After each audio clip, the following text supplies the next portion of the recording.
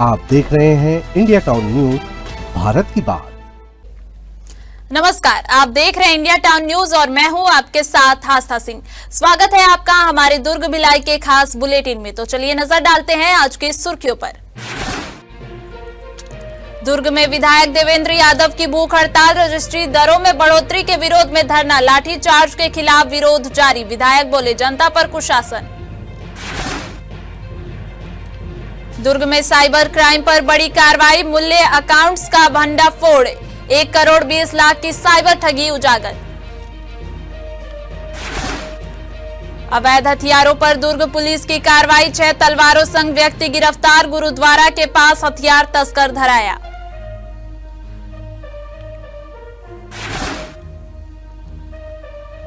अमलेश्वर में बड़ा सड़क हादसा, घटना में बच्चों की मौत, फॉर्च्यूनर चालक गिरफ्तार।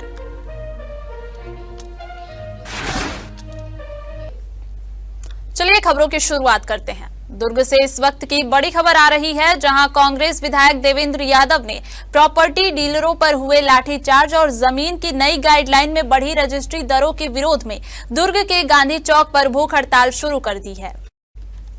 दरअसल छत्तीसगढ़ सरकार ने हाल ही में जमीनों की नई गाइडलाइन जारी की है, जिसमें रजिस्ट्री दरों में 20 से 30% तक की बढ़ोतरी की गई है।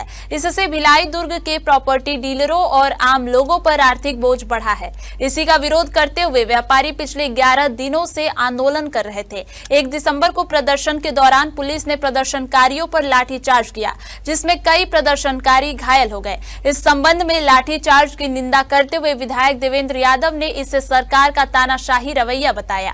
यही वजह है कि अब विधायक शांतिपूर्ण धरने पर बैठ गए हैं और उन्होंने सरकार से नई गाइडलाइन वापस लेने, लाठीचार्ज की जांच कराने और प्रभावित व्यापारियों को मुआवजा देने की मांग उठाई है। विधायक का कहना है कि सरकार के आदेश पर जनता पर लाठीचार्ज कुशासन की तस्वीर और हम अंतिम सांस तक लड़ेंगे। देखिए, जिस तरीके से कलेक्ट्रेट दरों को बढ़ाया गया है, ये एक तुगलकी फरमान है। इसके लिए कोई जनसंवाद नहीं किया गया और किसी से कोई चर्चा नहीं की गई। इस पूरे फैसले से गरीब तबके के लोग, आम व्यापारी और जो छोटे उद्योग से जुड़े हुए लोग हैं, उनको बहुत नुकसान होने वाला है। छोटे भूखंड की रजिस्ट्री बंद करने से गरीब व्यक्ति जमीन का मालिक होना, घर का मालिक होना, उसके लिए एक बड़ी चुनौती साबित हो जाएगी। और जिस तरीके से लाठीचार्ज किया गया है, इससे साफ ये दिखता है कि सरकार कोई संवाद नहीं करना चाहती। ये तुगलकी फरमान है। लोग मजबूर हैं कि आप मानिए, नहीं मानेंगे, बात कहने की कोशिश करेंगे तो आपको लाठियां मिलेगी बदले में। तो ये सब चल रहा है। इसके खिलाफ हम 1 दिवसीय उपवास पर आज यहाँ पर बैठे हुए। दुर्ग से बड़ी खबर सामने आई है, जहां साइबर ठगी में इस्तेमाल किए जा रहे मूल्य बैंक खातों पर दुर्ग पुलिस ने कार्रवाई करते हुए बड़ा खुलासा किया है। थाना सुपेला और एसयूटी यूनिट की संयुक्त टीम ने बंधन बैंक नेहरू नगर शाखा में खोले गए ऐसे 27 संदिग्ध खातों का पर्दाफाश किया है, जिनमें साइबर फ्रॉड से प्राप्त 1 करोड़ 20 लाख रुपए से अधिक की अवधि राशि का लेन देन किया जा रहा था। पुलिस ने इस मामले में 8 आरोपियों को गिरफ्तार कर लिया है, जबकि अन्य खाता धारकों की तलाश जारी है। दरअसल दुर्ग पुलिस को भारत सरकार के गृह मंत्रालय के समन्वय पोर्टल से सूचना मिली थी कि बंधन बैंक सुपेला में कई संदिग्ध खातों में बड़ी मात्रा में संदिग्ध लेन देन हो रहा है। सूचना के आधार पर जब इन खातों की गहन जांच की गई तो सामने आया कि कुल 27 बैंक खातों का उपयोग साइबर ठगी से प्राप्त रकम के अवैध उपयोग, घुमाव और आगे बढ़ाने में किया जा रहा था। साइबर धोखाधड़ी का मामला गंभीर होने पर थाना सुपेला में अपराध दर्ज कर एफआईआर दर्ज कराई गई थी। मामले में पुलिस का कहना है कि अन्य खाता धारकों की भी पहचान की जा रही है। भारत सरकार द्वारा साइबर फ्रॉड को रोकने के लिए एक समन्वय पोर्टल लॉन्च किया गया है, जिसपे साइबर फ्रॉड से रिलेटेड जो भी रकम का ट्रांजैक्शन जिन अकाउंट्स में होता है, जिनको मील अकाउंट बोला जाता है, उससे संबंधित जानकारी पुलिस को कार्रवाई के लिए प्रोवाइड की जाती है। समन्वय पोर्टल द्वारा दुर्ग पुलिस को बंधन बैंक जो सुपेला में स्थित है, उसकी शाखा में 27 ऐसे अकाउंट्स के बारे में जानकारी प्रदान की गई, जिनका उपयोग खाता धारकों के द्वारा मील अकाउंट के रूप में किया जा रहा है। अर्थात उन सभी 27 अकाउंट्स में साइबर फ्रॉड से रिलेटेड, जो धोखाधड़ी से रिलेटेड रकम है, उसका ट्रांजैक्शन किया गया है, उसका लेन देन किया गया है। हर्षित न्यूज सिटी अमलेश्वर में हुए दर्दनाक सड़क हादसे में एक बच्चे की मौत के मामले में पुलिस ने फॉर्च्यूनर वाहन चालक को गिरफ्तार कर जेल भेज दिया है। दरअसल दुर्ग जिले के अमलेश्वर क्षेत्र स्थित हर्षित न्यूज सिटी में 29 नवंबर 2025 को एक दर्दनाक सड़क हादसे की खबर सामने आई थी। जानकारी के अनुसार वाहन के चालक ने तेज रफ्तार और लापरवाही पूर्वक वाहन चलाते हुए साइकिल से घर लौट रहे बच्चों को जोरदार टक्कर मार दी। इस दुर्घटना में एक बच्चे की मौके पर ही मौत हो गई। मामले में प्रार्थी वैभव शास्त्री की शिकायत पर थाना अमलेश्वर में अपराध दर्ज किया गया।